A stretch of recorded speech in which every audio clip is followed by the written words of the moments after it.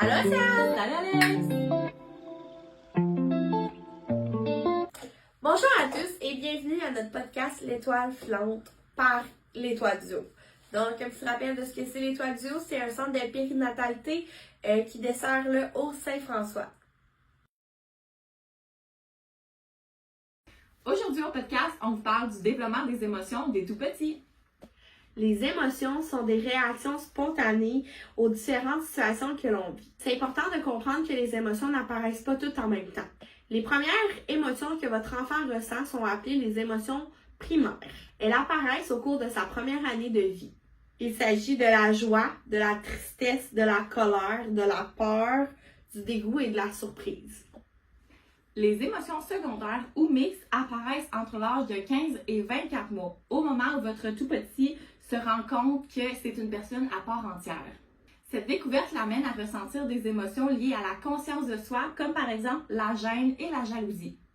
Petit à petit, votre enfant commence à expérimenter aussi d'autres émotions secondaires qui nécessitent en fait la compréhension de règles, de normes, d'objectifs à atteindre.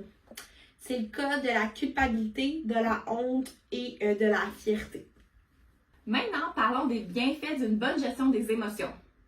Il est important d'apprendre à votre enfant à reconnaître ses émotions et à mettre des mots sur ce qu'il vit. Un enfant qui maîtrise mieux ses émotions réagit beaucoup mieux aux différentes situations de la vie.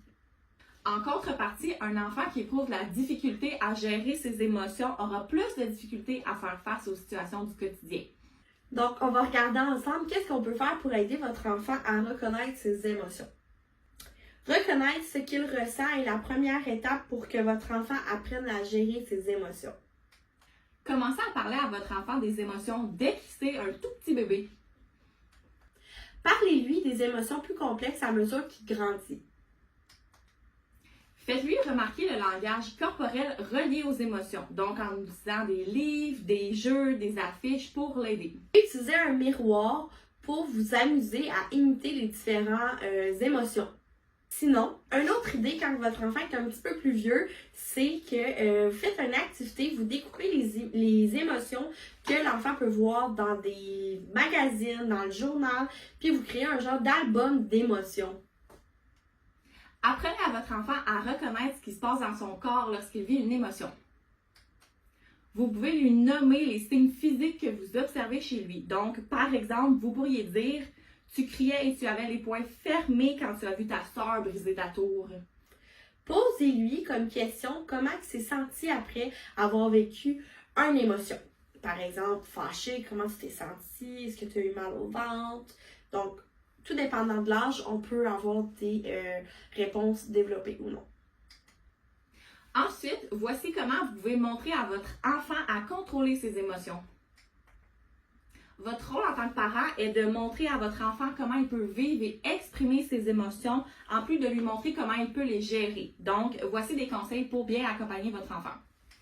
Premièrement, on doit accueillir l'émotion sans jugement. Par exemple, si votre enfant est en crise, c'est vraiment important en tant que parent de rester calme à côté de lui puis de montrer qu'on est disponible pour lui en cas de besoin. Aidez votre enfant à mettre des mots sur ses émotions. Vous pouvez lui poser des questions pour l'aider à trouver ce qui a déclenché sa réaction. Dites-lui que ce qu'il ressent, c'est normal et que vous comprenez en fait pourquoi il est content, triste, fâché, tout dépendant de l'émotion évidemment qu'il vit à ce moment-là. Il va se sentir rassuré, compris et réconforté.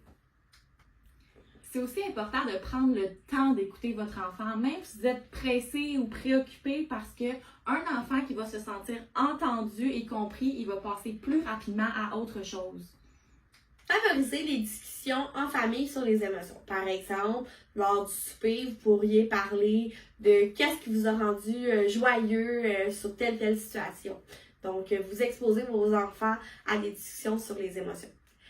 C'est important en tant que parent d'être un modèle pour vos enfants, donc c'est important aussi que vous parliez de vos émotions.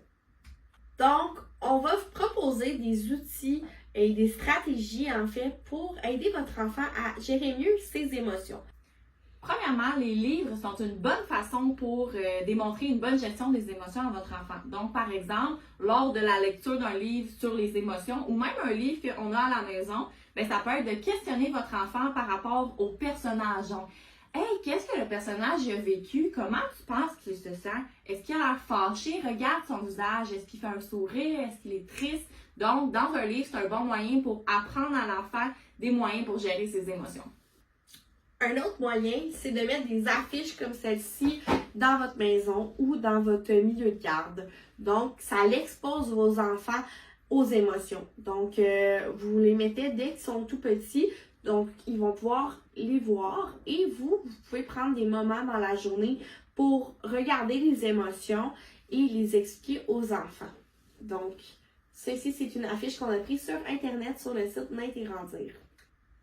Ici, on a un outil pour aider votre enfant à identifier et à vous nommer comment il se sent. Donc, c'est une petite roulette avec différentes émotions que votre enfant peut ressentir, par exemple la colère ou la peur. Donc, votre enfant peut prendre la roulette et venir juste tourner vers lequel qu'il se sent. Comme ça, des fois, des enfants qui ont de la misère à nommer comment ils se sentent, au moins le parent peut venir comprendre ce qui se passe dans la tête de son enfant et dans son cœur. Ensuite, pour les enfants un petit peu plus vieux, commencent à mieux comprendre, à mieux décrire comment ils se sentent. On a ici un petit porte-clés là, avec vraiment plusieurs émotions. Donc, c'est un porte-clés avec un chat. Donc, les enfants trouvent souvent ça drôle, amusant.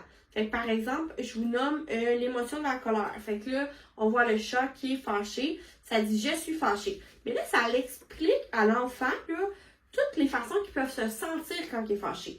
Je me sens agressif, impatient, frustré, contrarié, choqué, je suis furieux, révolté, enragé, je me sens écrasé, méprisé, j'en ai assez, je suis fâché. Fait que ça met plusieurs mots sur une émotion. Donc, vraiment plusieurs émotions, c'est super le fun, puis ça prend pas beaucoup de place, puis son enfant a un petit outil comme ça. Si jamais vous avez des questions ou vous voulez des outils personnalisés pour votre enfant au niveau des émotions, n'hésitez pas à nous contacter à l'Étoile du Haut. Merci d'avoir écouté notre podcast et au plaisir de se revoir à notre prochain. Yeah!